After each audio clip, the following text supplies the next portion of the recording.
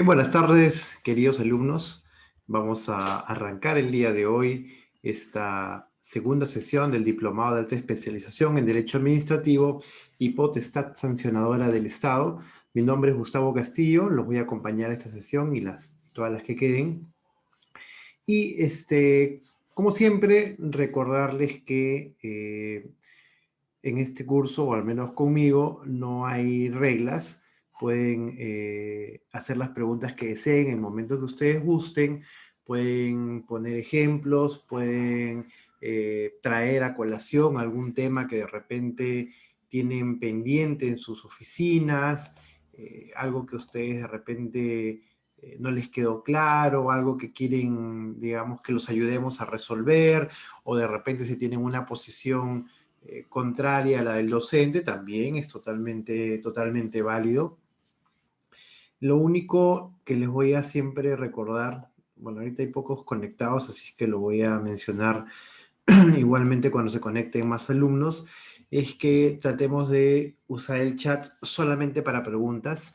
A veces se conectan y dicen buenos días, buenas tardes con todos los compañeros y está bacán saludarnos, de hecho es un valor importante, pero me distraen en la clase. Entonces, si tienen alguna pregunta la pueden hacer por el chat. Yo preferiría que utilicen el micrófono, activan el micrófono y me interrumpen, no me voy a molestar, la verdad. De hecho, me gusta que la gente participe. Siento que la clase que están atentos realmente. Entonces, eso, y hoy día tenemos una clase bastante importante. Vamos a ver algunos principios, vamos a ver las funciones del Estado, las funciones administrativas que desempeña el Estado. Así es que es una clase que requiere de bastante participación.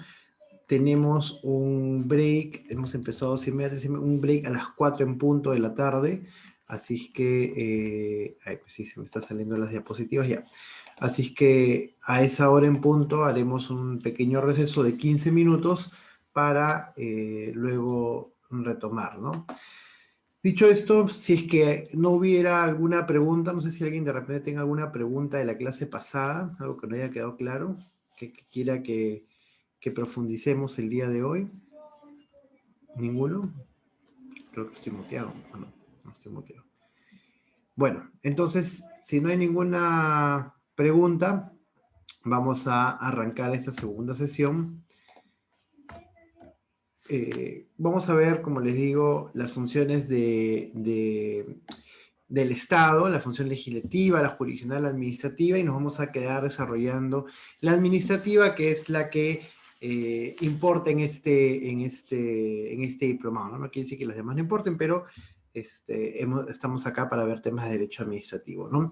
Lo principal o lo primordial que tenemos que tener en cuenta para poder entender cómo se comporta el Estado es esta separación de poderes, ¿cierto? Cuando vimos la clase pasada, la estructura del Estado, si ustedes se acuerdan, les colocó un organigrama donde estaba el poder judicial, el poder legislativo, el poder ejecutivo y los organismos constitucionalmente autónomos, ¿cierto? Esta clase nos llevó un poco a discutir, a señalar esta suerte de pesos y contrapesos, ¿cierto? ¿Se acuerdan cómo el poder ejecutivo estaba siendo constantemente controlado o fiscalizado, más controlado, fiscalizado por ya sea el poder legislativo en una función netamente política, y veíamos varios aspectos, ¿no? Por ejemplo, hemos mencionado la investidura que tienen los gabinetes cuando se nombra un premier, tiene que ir a presentar y conseguir el voto de confianza del Congreso de la República, o cuando el Congreso llama a un ministro para interpelarlo y preguntarle qué es lo que está ocurriendo. Lo hemos visto constantemente en estos últimos años. Se ha censurado a algún ministro, se ha interpelado a ministros. Lo podemos ver también con el juicio político que se le hace al jefe de Estado cuando hay alguna cuestión que el Congreso considere que cae como incapacidad moral, con todas las discusiones constitucionales que podemos hacernos. Entonces vemos que el poder legislativo de alguna manera controla, bueno, de alguna manera no, ejerce un control político, ¿cierto? Aquí no es un control basado en una norma, basado en un parámetro, basado en una regla preestablecida. Aquí simplemente es lo que el Congreso desea, lo que el Congreso considera su leal entender y saber a través de votaciones, obviamente, con determinados tipos de quórum calificado, ¿cierto? Pero también hay otro control, que ya es un control más específico que lo realiza el Poder Judicial, ¿cierto? Cuando existe un acto administrativo y lo que va a hacer el Poder Judicial es revisar esa actuación administrativa y verificar si está acorde a derecho o no.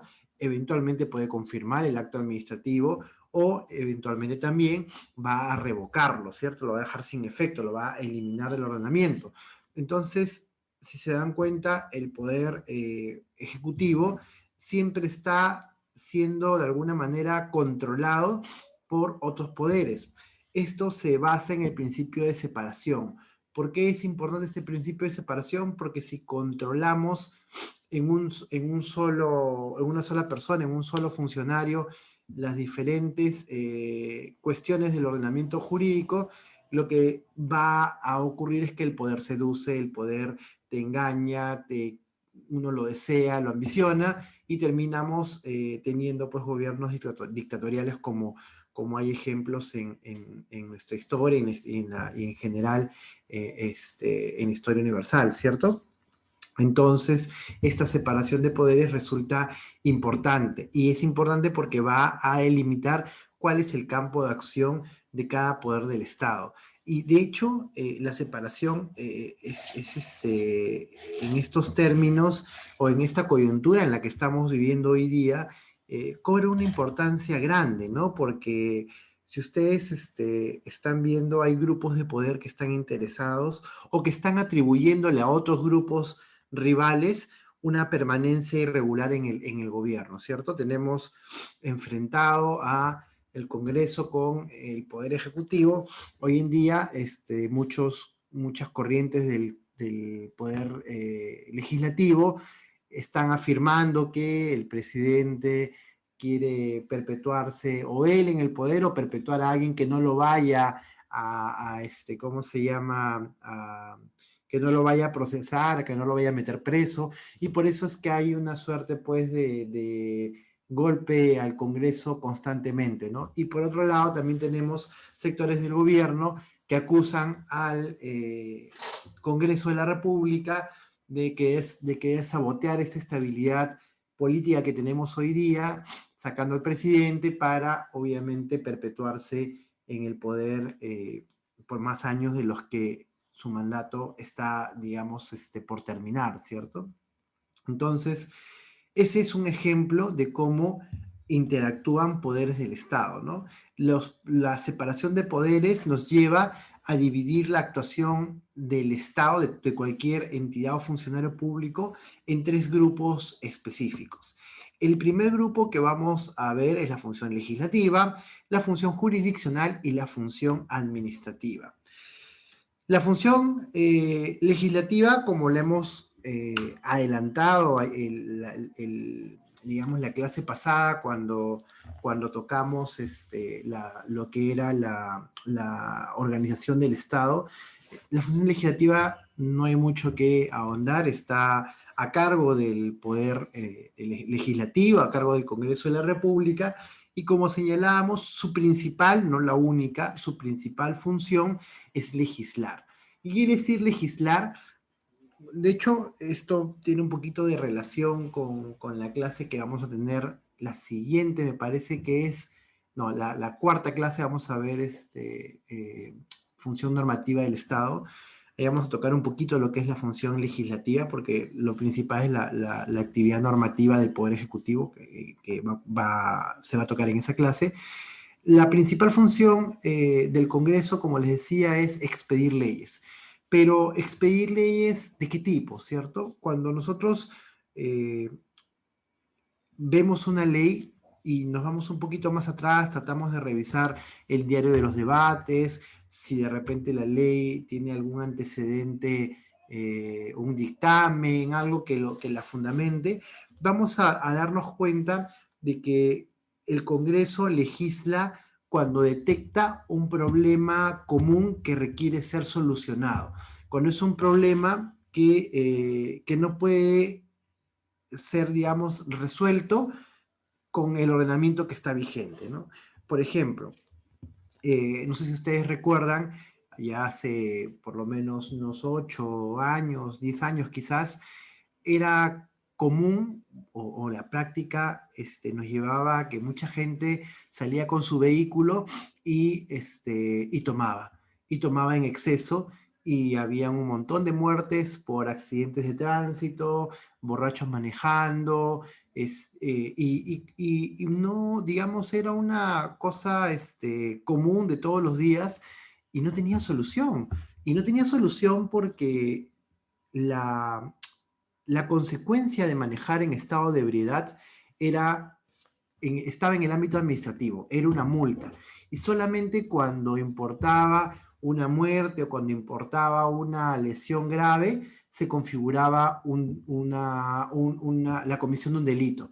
Pero si yo estaba manejando mi vehículo a 100 por hora, estando con 0,7 o 1 miligramo o 2 de alcohol en la sangre, y chocaba y rompía un poste y de repente destrozaba mi vehículo o causaba un accidente pero que no tenía ninguna consecuencia fatal, entonces me quedaba en el ámbito administrativo y por ahí me bajaban puntos, de repente tenía una multa grande, en fin, pero no había una consecuencia a la libertad que se generara con este accionar ilegítimo. Y es ahí donde empiezan a endurecerse las leyes y se toma la decisión de por ley establecer que quien maneja en estado de ebriedad, cause o no cause un accidente, está cometiendo un delito. Entonces, cuando tenemos una problemática que no tiene solución, porque todo el mundo probablemente en los 90, en el inicio de los 2000, tenía claro que si alguien estaba manejando en estado de ebriedad, deberían meterlo a la cárcel, pero no podías porque no era delito. Así como hoy en día pueden haber, no sé, pues mucha gente dirá el raqueteo, los que van robando en moto, los que roban al paso, el cogoteo, debería ser un delito y que esté penado con 5 o 6 años de cárcel para que la gente escarmiente, pero lamentablemente no es así. Entonces nosotros circulamos de repente a pie por Barrios Altos, por el centro de Lima, las zonas alejadas, ya no el centro-centro, sino la periferia, y de repente nos asaltan. Entre varios, nos cogotean, y claro, agarran a los delincuentes, pero como el monto que roban es pequeño, entonces no constituye un delito, constituye una falta y terminan saliendo. Entonces es función del Estado, es función del Poder Legislativo, a través de esta función legislativa, agarrar una situación como la que fue en su momento manejar en estado de ebriedad, agarrar una situación como la que todavía no lo han hecho, pero podrían hacerlo, y es endurecer estas leyes para delincuentes menores y legislar. Entonces, la conclusión que podemos sacar es que el Congreso, en su función legislativa, actúa en respuesta a una problemática social real, una problemática social vigente. Hoy día yo no voy a emitir una ley que establezca la información, perdón, que sancione con un año de pena privativa de la libertad aquel que difunde información falsa a través del telegrama, porque hoy día el telegrama probablemente ya quedó inutilizado. Hoy día tenemos mensaje de texto, WhatsApp, correo electrónico. Entonces, cuando hablamos de solucionar un problema, es un problema vigente, un problema de hoy día, un problema que está acorde a nuestra realidad. Nuestra realidad ya no incluye el telegrama, entonces no podríamos penalizar una conducta de ese tipo. Entonces, si ustedes empiezan a revisar las normas, como les decía, siempre nacen de una problemática vigente. Y yo siempre le digo a mis alumnos, no se necesita ser un genio, no se necesita ser un súper abogado, digamos, estudiar 7 años en la universidad para entender la problemática que busca solucionar las leyes. Entonces, las leyes lo que están buscando solucionar es una realidad, y eso es parte de la función legislativa. La función jurisdiccional va a solucionar un conflicto entre dos personas. Es normal que como parte de la convivencia, parte de la interacción con otras personas, existen diferencias, ¿cierto? Entonces hoy día yo puedo ser propietario de un terreno y pensar que mi terreno se extiende hasta pasado mi metraje y estar con toda la convicción de que mi terreno mide 350 metros cuadrados y de repente mi vecino está diciéndome, estás invadiendo parte de mi terreno, y entramos en una discusión. Él obviamente va a asumir que tiene la razón, igual que yo la estoy asumiendo, y lo que va a ocurrir es que no estamos para hacer, digamos, justicia con nuestras propias manos. Entonces yo no voy a imperar mi voluntad, o él tampoco lo va a hacer. ¿A quién recurrimos? Digamos, renunciamos a nuestra facultad de resolver a golpes o resolver a la mala, y se le dejamos un tercero. Ese tercero es un juez reconocido, porque la función jurisdiccional es un poder del Estado, y esta función jurisdiccional va a suponer que este juez va a resolver nuestras controversias. Entonces, la función legislativa, por un lado, da normas. La función jurisdiccional va a aplicar esas normas a problemas entre particulares. Pero también tenemos una última función, que es la función administrativa, porque si ustedes se dan cuenta, ¿cómo se comporta el Congreso? Evidentemente, emitiendo leyes. Entonces tiene una función legislativa. ¿Cómo se comporta el Poder Judicial? Resolviendo controversias entre privados. ¿Cuál es el producto? ¿Cuál es lo que emite el Poder Judicial? Una sentencia. ¿Y cómo se comporta la administración pública? Es el interrogante que vamos a desarrollar el día de hoy. El Estado o las entidades del sector público realizan función administrativa. Esa función administrativa está parametrada. Está parametrada en, creo que tenemos una pregunta, no.